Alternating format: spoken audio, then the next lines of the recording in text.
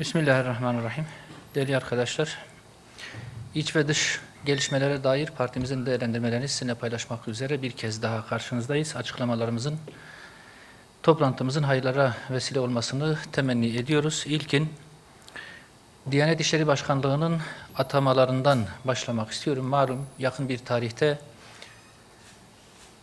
İmam, hatip, vaiz, Kur'an kursu öğreticiliği ve diğer sahaların tamamında toplamda 3500 dolayında atama gerçekleşti. 3500 hoca kardeşimiz akademiye gitmeye hak kazanmış oldu. Bu vesileyle yeni atanan bu kardeşlerimizi tebrik ediyoruz. Değerlerimizin, inancımızın güçlendirilmesi ve geleceğe taşınması noktasında kendilerinden hayırlı hizmetler beklediğimizi de ifade etmek istiyorum. Bununla birlikte yine 3500 dolayında hoca kardeşimiz de yedekte kaldı. Diyanet İşleri Başkanlığı'na tahsis edilen 3500 kişilik bir kontenjan yetersiz kaldı. Malum yine bir o kadar da kardeşimiz yedekte kalarak hak kazandığı, layık olduğu, liyakata sahip olduğu halde dışarıda kaldı. Doğrusu inanca ve değerlere yönelik alımlarda bize göre herhangi bir tasarruf söz konusu olamaz. Değerlerimizin geleceğe taşınması, inancımızın muhafazası ve güçlendirilmesi noktasında özellikle yeni neslin korunması anlamında bu sahadan tasarruf edilmemelidir. Yapılacak bir tasarruf, bu sahada yapılacak bir tasarruf bizim özellikle inancımıza, değerlerimize, gençliğimize ciddi bir fatura çıkaracak, ağır kayıplar verdirecektir. Bu vesileyle Diyanet İşleri Başkanlığımızın, Maliye Bakanlığımızın, Cumhurbaşkanlığımızın bu alanda tasarruf edilmesi anlayışını terk etmesi, daha fazla kadro tahsis edilmesini temenni ediyoruz. Çünkü herkesçe malum bu sahada binlerce açık söz konusu. Diyanet İşleri Başkanlığı'nın binlerce kadro ihtiyacı var ama buna rağmen tasarrufa gidiliyor. Temennimiz yedekte kalan kardeşlerimizin alınabilmesi için ek kontenjan sağlanması ve bu alanda tasarruf edilmemesidir. İnşallah bu çağrı, bu beklenti, bu temenni yerine getirilir diye söylemekle yetineyim. Değerli arkadaşlar, eğitime dair bir konuyla daha devam etmek istiyorum. Türkiye'de karma eğitim uygulamasının tartışılması dahi bazı ideolojik çevreler tarafından yıllardır adeta bir rejim meselesi gibi sunulmakta. Buna şiddetle karşı çıkmaktadırlar. Bir nevi tartışılmasına dahi müsaade etmemeye çalışmaktadırlar. Bu meseleyi Türkiye Büyük Millet Meclisi'ne sunduğumuz kanun teklifiyle halkımızın gündemine taşıdık çok kısa bir süre önce. Bu kanun teklifimiz de kamuoyunda çok ciddi bir destek gördü, bir teveccüh gördü. Kanun teklifimiz ile eğitimi ideolojik kalıplardan kurtararak ailelerin tercih hakkını güçlendirmeyi ve eğitim sistemini toplumun ihtiyaçları, değerleri ve beklentileri ile daha uyumlu hale getirmeyi amaçlıyoruz. Değerli basın mensubu arkadaşlarım, hiçbir eğitim modeli eleştiriden muaf değildir, muaf tutulamaz.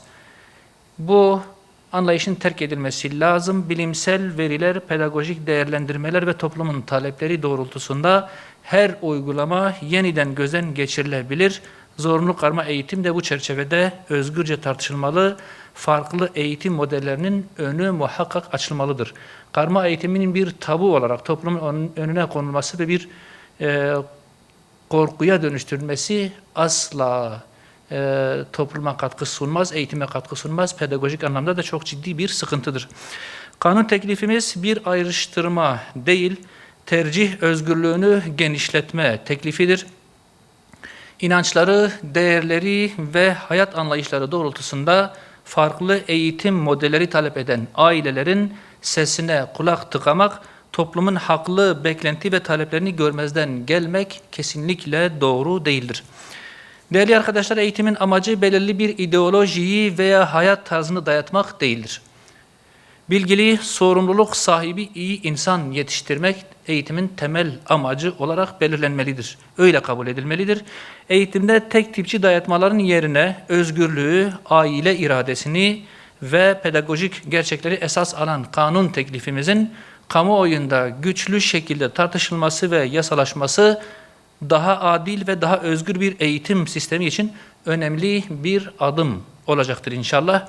Kanun teklifimizin kamuoyunda geniş bir yankı uyandırması ve toplumun farklı kesimlerinden güçlü destek görmesi bu düzenlemeye yönelik gerçek bir toplumsal beklentinin varlığını açık bir şekilde ortaya koymuştur. Kamuoyunun bu haklı beklentisi daha fazla geciktirilmemelidir. Kanun teklifimiz en kısa sürede Türkiye Büyük Millet Meclisi gündemine alınarak görüşülmeli ve yasalaştırılmalıdır diye düşünüyoruz. Bu beklenti ve toplumsal talebi sizin vesilenizle bir kez daha paylaşmış olduk. Değerli arkadaşlar, Toplu Konut İdaresi'nin uygulamaları ile devam etmek istiyorum. Toplu Konut İdaresi yani TOKİ tarafından yürütülen İlk Evim İlk Arsam projesinin başvuruları 10 Ekim 7 Kasım 2022 tarihleri arasında alınmıştı. Hepimizce malum.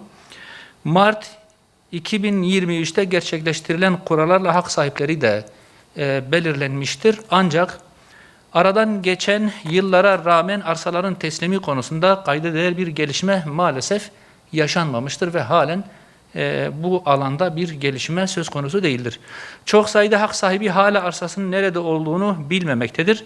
Birçok ilde arsa belirleme, tahsis, imar ve altyapı süreçleri tamamlanmadığı halde hak sahiplerinden 100.000 Türk lirası ve üzerinde ön ödeme talep 100.000 Türk lirasının üzerinde ödeme talep edilmekte ve bu durum elbette ki arsasının yerini bilmediği halde insanların ağır bir ödeme külfetinin altına girmesine neden olmaktadır. Değerli basın mensubu arkadaşlarım, arsaların teslimi gecikirken vatandaşlara teslimden sonra 2 yıl içinde konutlarını tamamlama şartı getirilmesi de hakkaniyetli değildir. Belirlenen süre içerisinde konut yapımını tamamlayamayanların arsa hakkının geri alınması ve ödemelerin %10'unun ceza olarak kesilmesi yeni mağduriyetlere yol açmaktadır. Bu nedenle söz konusu uygulamanın yeniden değerlendirilmesi bir zaruret haline gelmiştir. Ayrıca müşterek arsalarda konut yapımının Toplu Konut İdaresi tarafından üstlenilmesi anlaşmazlıkları ve teknik sorunları da önleyecek ya da minimize edecektir. Değerli arkadaşlar, vatandaşlar kendilerinden kaynaklanmayan gecikmeler nedeniyle cezalandırılmamalıdır. Gecikme süresince ödeme şartları ağırlaştırılmamalı, hak kayıplarını önleyecek yasal ve idari güvenceler sağlanmalıdır. Sürecin takvimi kamuoyuyla açık biçimde paylaşılmalıdır. Çünkü hiç kimse bu noktada önümüzdeki süreçte ne olacağını bilmemektedir. Hak sahiplerinin ekonomik şartları gözetilmeli ve kendilerine makul uygulanabilir, açık ve adil bir teslim takvimi muhakkak sunulmalı, ortaya konulmalı, kamuoyuyla da paylaşılmalıdır. Değerli arkadaşlar, aile kurumu ve buna yönelik gelişmeler ile devam etmek istiyorum. Aile, toplumun temel taşı ve güçlü bir geleceğin en önemli güvencesidir. Aile kurumunun karşı karşıya olduğu sosyal ve ekonomik sorunların çözümü için aileyi koruyan, evliliği teşvik eden ve çocuk sahibi olmayı destekleyen kapsamlı politikalar vakit kaybetmeden muhakkak hayata geçirilmelidir. Bu kapsamda aile kurumunu güçlendirecek önerilerimizin hayata geçirilmesi çok büyük önem taşımaktadır ve bu alanda ciddi bir rahatlama, bir teşvik getirecektir diye düşünüyoruz. Aile kurumunun korunması ve güçlendirilmesi amacıyla muhakkak aile okulları kurulmalıdır. Bazı illerde denemeler, uygulamalar söz konusu oldu ama bunun hem yaygınlaştırılması, hem güçlendirilmesi, hem keyfiyetinin artırılması çok önemlidir. Yeni evlenen gençlere bu okullarda kapsamlı eğitimler verilmelidir. Bu program Diyanet İşleri Başkanlığı koordinasyonunda yürütülmeli. 2 aylık aile eğitimini başarıyla tamamlayan çiftlerin her birine birer cumhuriyet altını muhakkak evlilik hibesi olarak takdim edilmelidir. Evlenecek gençlere devlet tarafından sağlanan faizsiz evlilik kredileri hibe desteğine dönüştürülmeli. Destek miktarı günün ekonomik şartlarına göre tekrar gözden geçirilerek artırılmalıdır. İhtiyaç sahibi genç çiftlere ayrıca kira yardımı yapılmalı. Evliliğin önündeki ekonomik engeller kaldırılmalı ve insanlar, özellikle gençler, evlenmeye teşvik edilmelidir. Nüfus artışını desteklemek ve aile kurumunu güçlendirmek amacıyla 3 ve daha fazla çocuk sahibi ailelere yönelik teşvik politikaları hayata geçirilmeli. Bu ailelerin ilk 0 araç alımlarında ÖTV indirimi muhakkak getirilmeli ya da hiç öteve alınmamalıdır. Şehir içi ve şehirler arası toplu ulaşım hizmetlerinde özel indirimler uygulanmalıdır. Belki de en önemli husus bu konuyla alakalı hanımların ev içi emeğinin maddi olarak desteklenmesi evlilik bağını güçlendirecektir. Bunun için en az 25 yıl evli kalan ve evliliğini sürdüren,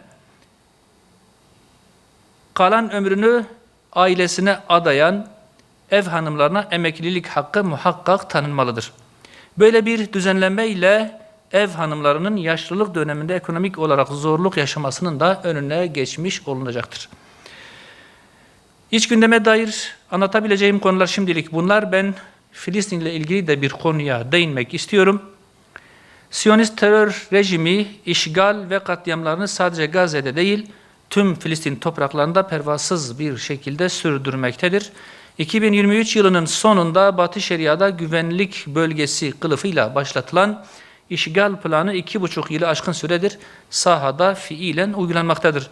Filistin Duvar ve Yerleşim Direnişi Komisyonu'nun verilerine göre bugüne kadar 45 yerleşim birimi çevresinde tampon bölgeler oluşturulmuştur.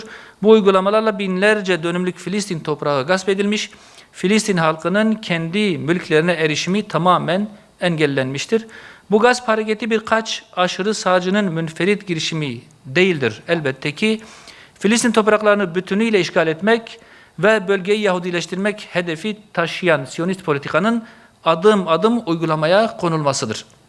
Artık kınama mesajlarının, diplomatik temennilerin ve sonuç üretmeyen açıklamaların hiçbir karşılığı kalmamıştır. Değerli arkadaşlar, Filistin halkının can güvenliğinin sağlanması, topraklarının ve mülkiyet haklarının korunması için derhal kararlı ve somut adımlar atılmalıdır. Bu doğrultuda Ürdün ve Mısır gibi sınırdaş ülkeler başta olmak üzere bölge ülkelerinin öncülüğünde acilen askeri garantörlük mekanizması oluşturulmalı, işgalci rejim sahadaki fiili güçle muhakkak durdurulmalıdır. Bu anlamda oluşturulan garantör ülkeler uygulaması maalesef henüz verim vermemiştir, sonuç alınmamıştır. Garantör ülkeler bu noktada sorumluluklarını yerine getirmemektedir ve Siyonist işgal rejimi vahşetine, zulümlerine devam etmektedir. Garantör ülkeleri de vazifelerini ve sorumluluklarını yapmaya bir kez daha davet ederek basın açıklamamızı bitiriyoruz. Teşekkür ediyorum.